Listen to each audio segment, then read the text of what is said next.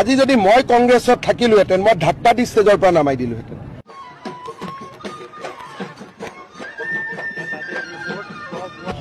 তেওঁ যি ধৰণে কালি নাচিছে দেখি কিবা অদ্ভুত লগা নাই জানো? সেই বাকী কেইজনে লগত যে নাচিছে তেওঁলোকৰ একো নাই কাৰণে এইবিলাক কৰি আছে, নহলে কাৰোবাৰ সন্মান থকা মানুহ এই কাম কৰে নেকি?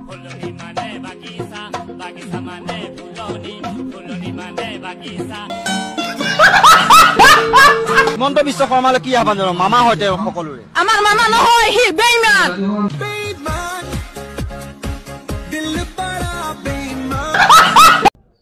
হিমন্ত 5 কেজিকে চাউল দেয় আৰু বলে মিয়াৰ তুৰি ধৰ, মিয়াৰ মোটা ধৰ। হিমন্ত বিয়া পাতিব নেকি?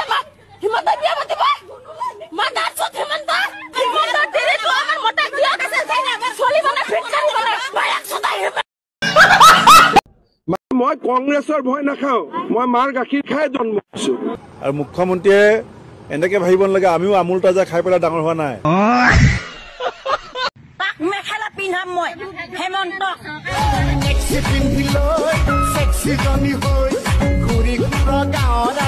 অসমৰ সন্মানীয় মুখ্যমন্ত্ৰী শ্ৰী বিশ্বকৰ্মা হিমন্ত বিশ্বকৰ্মা ডাঙৰীয়া দেৱক।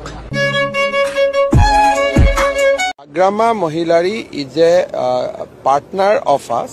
He came to my residence early in the morning around 4 a.m. itself after his win, and he will remain with us. So absolutely, when BPF is with BJP. এইবিলাক দেখাই দিয়কচোন মোক, এইবিলাক দেখাই দিয়কচোন। ৰাতিপুৱা 4টা বজাত নুঠোৱে মই, 8টা মিছা কৈছে না সঁচা কৈছে? চিএম ডাঙৰীয়াৰ লগত যেতিয়া কথা পাতিম, যেতিয়া লগ পাব তেতিয়াই ক'ব পাৰিম মই। হিমন্ত বিশ্ব শৰ্মাৰ কথাটোতো জানেই না, এই মানুহজনৰ সমানটো আৰু জালিয়া মাল নাই ন। অসমৰ ৰাজনীতিৰ আটাইতকৈ ডাঙৰ জালিয়া মালটো হয়নে নহয়? তেওঁ কোনটো সঁচা কোনটো মিছা কথা কয় পাত্তা নাপাওঁ। A few moments later. তোমাৰ কৰি দিছে ৰাস্তাখিনি যে কিমান সোনকালে পানীটো ওলাই গৈছে। এতিয়া আপোনালোকে ধৰক 15 মিনিট আজি হাগ্ৰামা মহিলাৰী বিপিএফৰ নেতা নহয়, মেকুৰী নেতা, মেকুৰী বিলাকৰ নেতা হৈ শাসন কৰি আছে। মই যদি মেকুৰী হয়, হিমন্ত বিশ্ব শৰ্মা ডাঙৰীয়াই বান্দৰ হয়। ইয়াতে নাথাকে, ইয়াতেও নাথাকে, ইফালে ইফালে পলাই থাকে না। মই কলো নহয়, যদি এটা কথাও মই মিছা কৈছো জীৱনত হিমন্ত বিশ্ব শৰ্মাই ৰাজনীতিয়ে নকৰে। ইয়াতকৈতো আৰু একো নালাগে। আৰু যদি এক কদম বেছি কৈ যায় মই এনেকুৱা প্ৰতিজ্ঞা কৰি দিম যে মই ঘৰতে নাযাওঁ আৰু।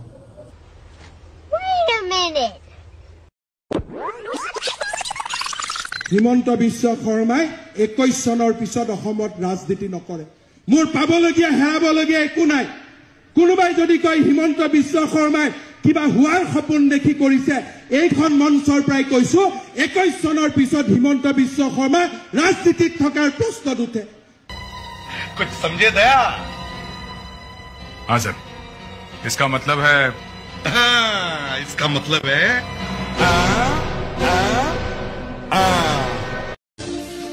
মদ খাবৰ কাৰণে কিন্তু মদ লাগিব মোক। মই মদ খুৱাই থকা মানুহৰ লগত কথা নাপাতিবচোন প্লিজ প্লিজ। মোৰ ফটো উঠাই লওক, মই ৰাতিপুৱা 6টা বজাত মদ মোক লাগিব। তুমি এতিয়া মদ খুৱাবৰ কাৰণে পাৰ্মিট লাগে, জানানে নাই? তোমাৰ পাৰ্মিট আছে নেকি? গতিকে মই যদি দিছপুৰ থানাত পাইপ ভৰাব নালাগে, তুমি ইয়াৰ পৰা কৰা। মোক উঠাই লৈ যাওক, মই কৈছো। নহয় চোৱা, মই এবাৰ মই কিন্তু মই বেলেগ পলিটিচিয়ান হয় দেই, মই ভয় কৰা মানুহ নহয়। তুমি যদি এনেকে মদ খাই, মই সন্তোষ হৈছিলো এতিয়া ফোন পিছলৈ যাব লাগে, পিছলৈ যাব লাগে। মই এছপি মদ খাই নাখাই মই সুধিম। ৰাতি 1টা বজাত মদ খাই পেলাই ইয়াত আহিব নাপায় নহয়। মই নাখালে মই মৰি যাম। মই ৰাতিপুৱা বিচনাৰ পৰা উঠিব নোৱাৰো। চাহ নাখাওঁ মোক, ৰাতিপুৱা মই চাহ নাখাওঁ, মই লাল চাহো নাখাওঁ। মালিক নহয়, মই কিন্তু মালিকক ফোন কৰিম এতিয়া। কি মোক লাগে ডাইৰেক্ট মদ। ইউডিএফে আমাক পিছফালৰ পৰা মাৰে, বিজেপি আগফালৰ পৰা মাৰিব, গতিকে ডাইৰেক্ট কৰাই ভাল। দুইফালে কিয় মাৰি থাকে ভাই? একফালে মাৰক না। এনেকে নিয়ম আছে নেকি? লুঙিৰ মানুহবিলাকক চিধা চিধি বাংলাদেশলৈকে পঠাই দিব লাগে, যে লুঙি বিলাব লাগে যদি যা বাংলাদেশত বিলাগৈ, আমাক আৰু ইয়াত লুঙি বিলাব নালাগে। কংগ্ৰেছ বিলাকক এইটোৱে কব যে তহঁতৰ যদি ইমানে লুঙি পিন্ধোৱাৰ চখ আছে, তহঁতি গৈ বাংলাদেশত লুঙি বিলাগৈ, ইয়াত আৰু এতিয়া লুঙিৰ কাম নাই, ইয়াতে ধুতিৰ কাম নাই। আমাক উন্নতি লাগে, আমি আগুৱাই অহাবাৰ মোক ভোট দি জিকাই দিয়ক, মিঠাতেলটো কৰি দিম।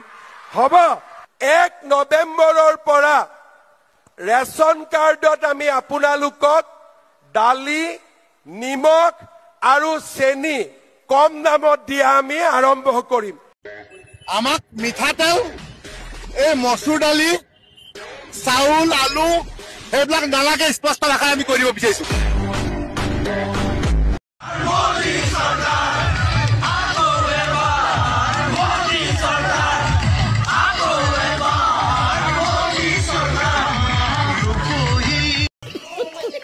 হিমন্ত বিশ্ব শৰ্মাক ইয়াত একদম ইয়াৰ পৰা লাঠ মাৰি BTCৰ পৰা খেদি দিয়ক। নিদো চকচোন কিমান সাহস, সাহসৰো এটা সীমা থাকিব লাগিব। টকা আমি দিম আৰু আমি ইয়াত সোমাব নোৱাৰো। তাৰমানে তেওঁ ভাবে যেন এইখন তেওঁৰ দেউতাক মাক পৈতৃক সম্পত্তি হিচাপে BTCখন আহিছে। কোনোবাই যদি গৰু মাংস থৈ আহে, আপোনালোকে গাহৰি মাংস থৈ। এই বাবা মোৰ ফালে চা, এই তই মাৰা মাৰি কিয় কৰি আছে? মাৰে এতিয়া তাক। এই বাবা বাবা বাবা তাক বহি থাকি, পুলিচসকল তাক দিগদাৰ নকৰিবি, থাকিব দে। এই বাবা মোৰ ফালে চা, এই তই মাৰা মাৰি কিয় কৰি আছে? মাৰে এতিয়া তাক।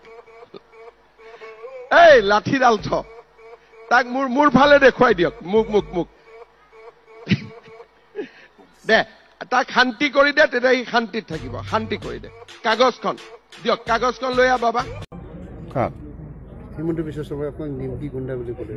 নিমকি নিমকি বুলি আপুনি ভিতৰত বিয়া, বাহিৰৰ ৰাজ্যৰ লগত থাকে, ভিতৰত এইবিলাক এইটো হেমন্তহে নেমকি গুণ্ডা, মই নহয়। মোৰ ভিতৰত যি আছে বাহিৰতো সেইটোৱে আছে। হেমন্ত বিশ্ব শৰ্মা ডাঙৰীয়াহে নেমকি। প্ৰমোদ বড়ো কি হ'ব চাই? প্ৰমোদ বড়ো নাম্বাৰেই নাই তাৰ।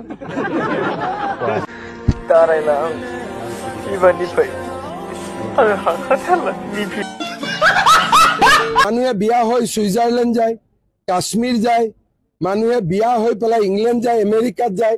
পাকিস্তানত যোৱা শুনিছে নেকি আজিলৈকে কোনোবা বিয়া হৈ পেলাই? যোৱা বুলিতো নিজে স্বীকাৰ কৰিলে না। লাগে আমাক মুছলমানক মাৰা, মুছলিমৰ ভোট লাগে, হিন্দুক মাৰা, এইবিলাকে কৰি থাকে। বড়ো ভোট লাগে, অনাবড়োক মাৰা, অনাবড়ো ভোট লাগে, বড়োক মাৰা, এইবিলাকে কৰি থাকে। হিমন্ত বিশ্ব শৰ্মাক ইয়াত একদম ইয়াৰ পৰা লাঠ মাৰি BTCৰ পৰা খেদি দিয়ক। বালটোতো হিন্দীত কোনো বেয়া শব্দ নহয়। হিন্দীত বাল মানে চুলি। एकदम इन्होंने वक्त बदल दिया, जज्बात बदल दिए, जिंदगी बदल। ৰাতিপুৱা ভাত খাই ল'ৰাটোক কলেজলৈ পঠাই যে মোৰ ল'ৰা ডাক্তৰ হ'ব, ইঞ্জিনিয়াৰ হ'ব। আৰু আমাৰ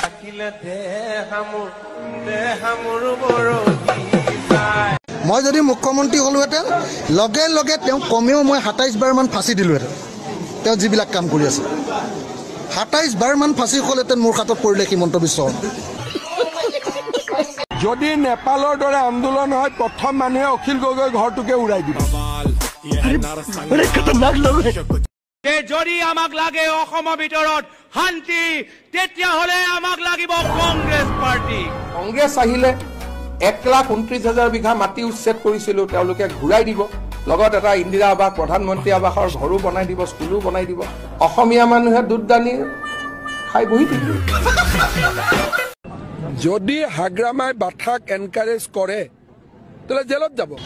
জেলত যদি যাব লাগে হিমন্ত বিশ্ব শৰ্মাহে যাব, মই নাযায়। হিমন্ত বিশ্ব শৰ্মা যে জন্ম হৈছে, এই জন্ম হোৱা মিছনৰ নামটো কি? মোৰতো কোনো এটকাও সম্পত্তি নাই, দৰমহাৰ বাদে মোৰ একোৱে নাই, মোৰ সম্পত্তিয়ে নাই। বাবা মাটিটো যেনে তেনে লমে, মাটিটো যেনে তেনে লমে, আৰু নোৱাৰিলে আপোনালোকক লগত লৈ ক'ৰবাত দখল কৰিবলৈকে যাওঁ। চাওকচোন কিমান সাহস, সাহসৰো এটা সীমা থাকিব লাগিব। মাৰি ঠেং ভাঙি দিম। আজিও কৈছো যে 10 ছেপ্টেম্বৰত যেতিয়া আপোনালোকে দেখিব, আপোনালোকো আচৰিত হৈ যাব। আৰু it is a very serious issue. আৰু মুখ্যমন্ত্ৰী আসনৰ পৰা 24 ঘণ্টাৰ মূৰে মূৰে মই যেতিয়া কৈ আছো যে ইয়াৰ স্পষ্ট প্ৰমাণ আমাৰ হাতত আছে, গতিকে আপোনালোকে মুখ্যমন্ত্ৰী এজনক বিশ্বাসো কৰিব লাগিব। আৰু আপোনালোকৰ যি মৰম প্ৰীতি আছে, আপোনালোকে ত্যাগ কৰিবৰ কাৰণেও সাজু হৈ থাকক।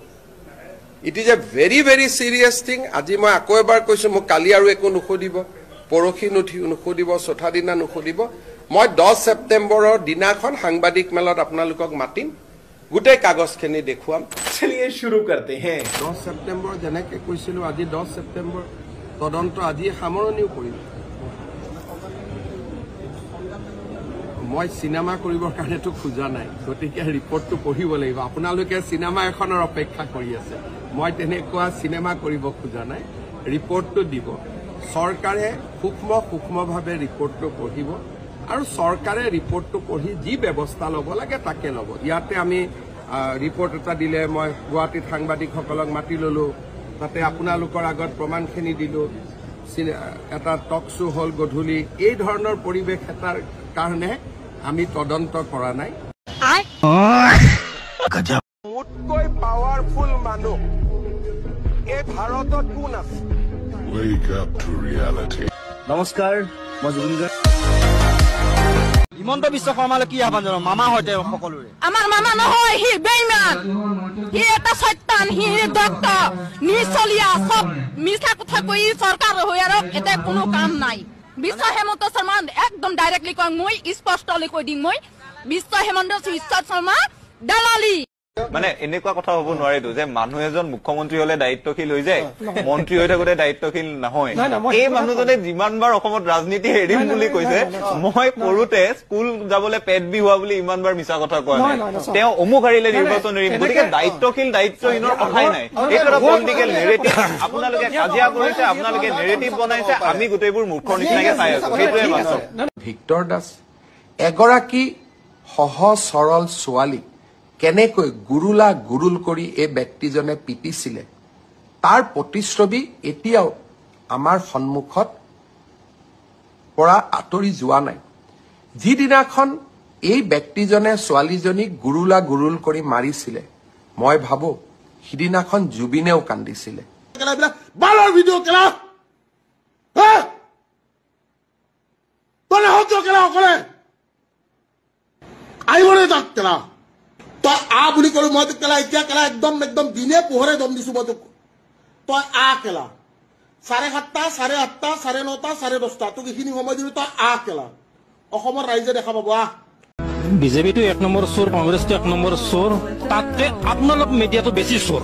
আমি মিডিয়া চোৰ, মিডিয়া বেছি চোৰ। মোটামুটি 50টামান মিডিয়া চেনেল আছে, বুজিছা নাই? এই পটল মটল কটল কিবা কানি 50টামান চেনেল আছে। গোটেইকেইটাই কি কৰে, 20 টকাৰ আলুটো 30 টকা হ'ব বুলি কয়, 150 টকাৰ তেলটো 200 টকা হ'ব বুলি কয়।